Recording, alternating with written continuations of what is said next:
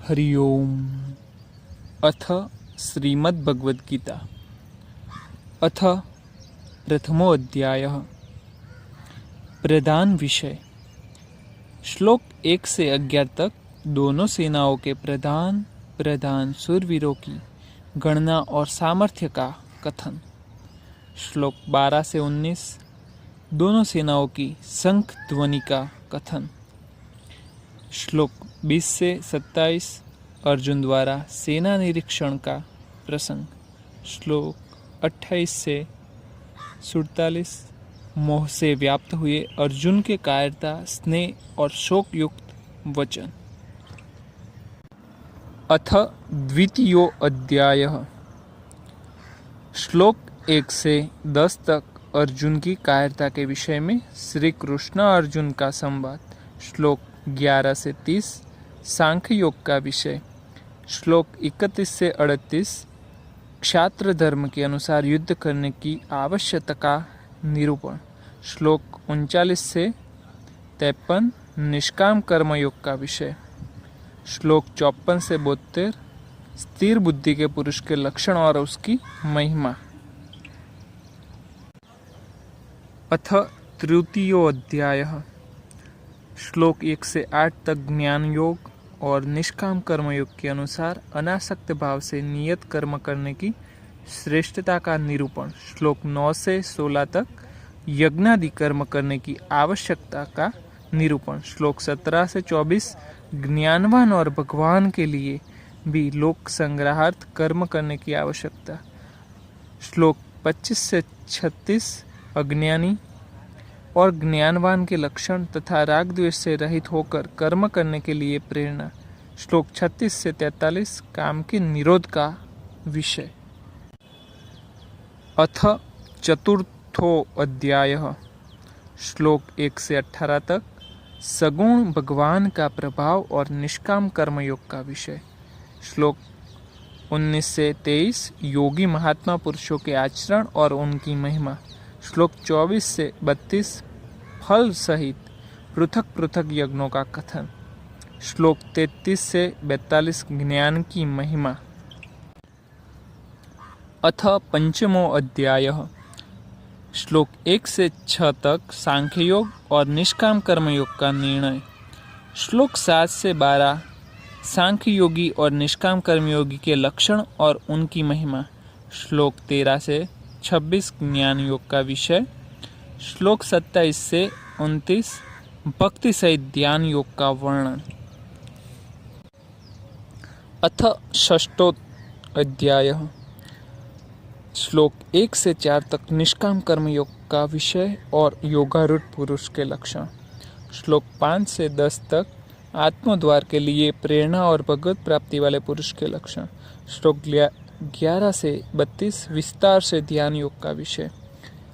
श्लोक 33 से 36 मन के निग्रह का विषय। श्लोक 37 से 47 योग भ्रष्ट पुरुष की गति का विषय और ध्यान योगी की महिमा।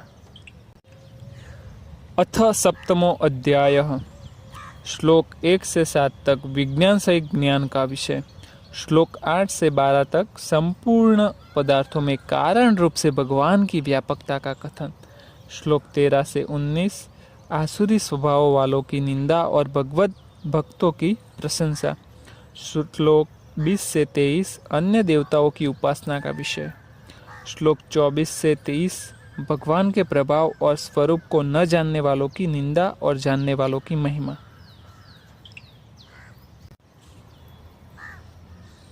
अथाष्टमो अध्यायः।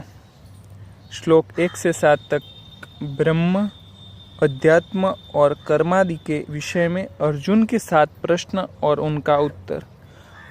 श्लोक 8 से 22 भक्ति योग का विषय। श्लोक 23 से 28 शुक्ल और कृष्ण मार्ग का विषय। अथ नवमो अध्यायः। श्लोक 1 से 6 तक प्रभाव सहित ज्ञान का विषय। श्लोक 7 से 10 तक जगत की उत्पत्ति का विषय। श्लोक 11 से 15 तक भगवान का तिरस्कार करने वाले आसुरी प्रकृति वालों की निंदा और दैवी प्रकृति वालों के भगवत भजन का प्रकाश। श्लोक 16 से 19 सर्वात्म रूप से प्रभाव सहित भगवान के स्वरूप का वर्णन। श्लोक 20 से 25 सकाम और निष्काम उपासना का फल। श्लोक 26 से 34 निष्काम भगवत भक्ति की महिमा। अथ दशमो अध्याय।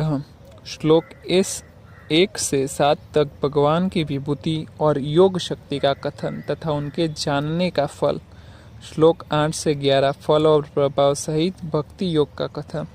श्लोक 12 से 18 अर्जुन द्वारा भगवान की स्तुति एवं विभूति और योग शक्ति को कहने के लिए प्रार्थना।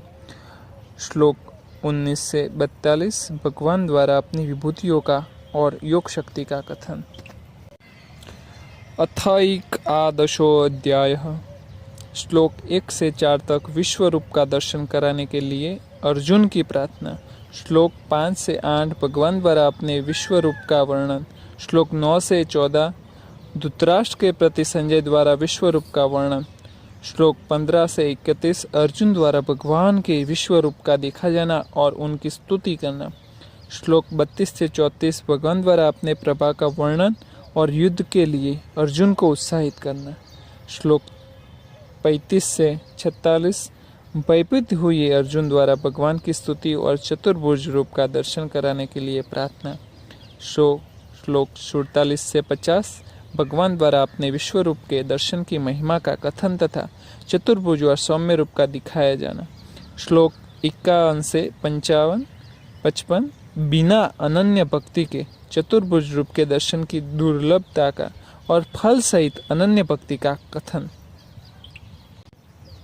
अथ द्वादशो अध्याय। श्लोक 1 से 12 तक साकार और निराकार के उपासकों की उत्तमता का निर्णय और भगवत प्राप्ति के उपाय का विषय। श्लोक 13 से 20 भगवत प्राप्ति वाले पुरुषों के लक्षण। अथ त्रयोदशो अध्याय। श्लोक 1 से 18 तक ज्ञान सहित क्षेत्रज्ञ का विषय। श्लोक 19 से 34 ज्ञान सहित प्रकृति पुरुष का विषय। अथ चतुर्दशो अध्याय। श्लोक 1 से 4 तक ज्ञान की महिमा और प्रकृति पुरुष के जगत की उत्पत्ति। श्लोक 5 से 18 सत्व रज तम तीनों गुणों का विषय। श्लोक 19 से 27 भगवत प्राप्ति का उपाय और गुणातीत पुरुष के लक्षण।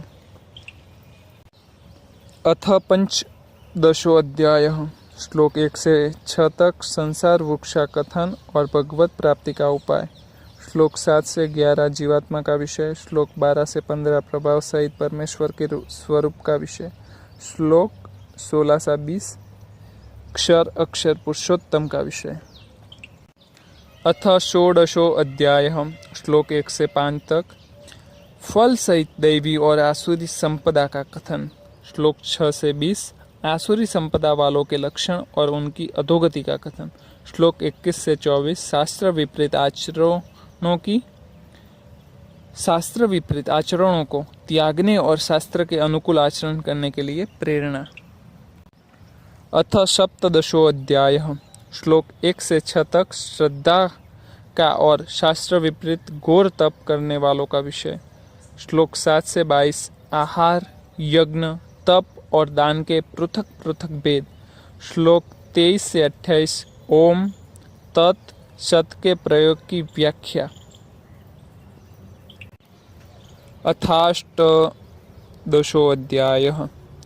श्लोक 1 से 12 तक त्याग का विषय। श्लोक 13 से 18 तक कर्मों के होने में सांख्य सिद्धांत का कथन। श्लोक 19 से 40 तीनों गुणों के अनुसार ज्ञान कर्म कर्ता बुद्धि धृति और सुख के पृथक पृथक भेद। श्लोक 41 से 48 फल सहित वर्ण धर्म का विषय। श्लोक 49 से 55 ज्ञान निष्ठा का विषय। श्लोक 56 से 66 भक्ति सहित निष्काम कर्मयोग का विषय। श्लोक 67 से 78 श्री गीता जी का महात्म्य। ओम तत्सदिति श्रीमद्भगवद्गीता उपनिषत्सु ब्रह्म विद्यायां योगशास्त्रे श्री कृष्ण अर्जुन संवादे मोक्ष संन्यास योगो नाम अष्टादशोऽध्याय। हरि ओम तत्सत् हरि ओम तत्सत् हरि ओम तत्सत्।